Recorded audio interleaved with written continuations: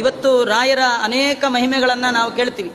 ರಾಯರಿಗಿಂತಲೂ ಮೊದಲೇ ಸಾತ್ವಿಕವಾದ ಅನೇಕ ತಪಶಕ್ತಿಯ ಮಹಿಮೆಗಳನ್ನು ತೋರಿಸಿದ ಮಹಾನುಭಾವರು ವಾದಿರಾಜ ಶ್ರೀಮಚ್ಚರಣರು. ವಾದಿರಾಜ ಶ್ರೀಮಚ್ಚರಣರ ಮತ್ತೊಂದು ಒಂದು ವಿಶೇಷ ಅಂದರೆ ಅವರು ಕೂಡ ಸಶರೀರರಾಗೆ ಬೃಂದಾವನ ಪ್ರವೇಶ ಮಾಡಿರ್ತಕ್ಕಂಥದ್ದು. 4 ವೃಂದಾವನ ಪಂಚ ವೃಂದಾವನಗಳನ್ನು ಮಾಡಿಕೊಂಡು 4 ಬೃಂದಾವನದ ಒಳಗೆ ಏನು ವೈಕುಂಠದಲ್ಲಿ ಹೇಗಿದ್ದಾರೋ ಹಾಗೆ ಎಲ್ಲರನ್ನೂ ಕೂಡ ಅಲ್ಲಿ ಕರೆಸಿ ಕೂಡಿಸಿ ದೇವತೆಗಳನ್ನೆಲ್ಲ ಕೂಡಿಸಿ ಮಧ್ಯದ ಬೃಂದಾವನದಲ್ಲಿ ಸಶರೀರರಾಗಿ ಬೃಂದಾವನ ಪ್ರವೇಶ ಮಾಡಿರ್ತಕ್ಕಂಥ ಹಿರಿಮೆ ನಮಗೆಲ್ಲ ಗೊತ್ತಿರೋದು. ರಾಯರೊಬ್ಬರು ಸಶರೀರರಾಗಿ ಬೃಂದಾವನ ಪ್ರವೇಶ ಮಾಡಿದ್ದಾರೆ.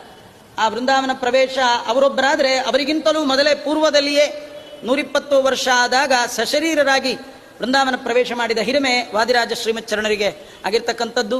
ಇವ್ರ ಕಾಲದಲ್ಲಿ ಮತ್ತಿನ್ನೊಂದು ದೊಡ್ಡ ಮಹಿಮಾ ವಾದಿರಾಜರು ಅಂದರೆ ಸ್ವರ್ಣಕಾರರು, ಚಿನ್ನ ಬೆಳ್ಳಿ ಮಾಡುವಂತಹವರಿಗೆ ಕೋಟೇಶ್ವರದವರಿಗೆ ಅನುಗ್ರಹ ಮಾಡಿ ಅವರಿಗೆಲ್ಲ ಮುದ್ರಾಧರಣ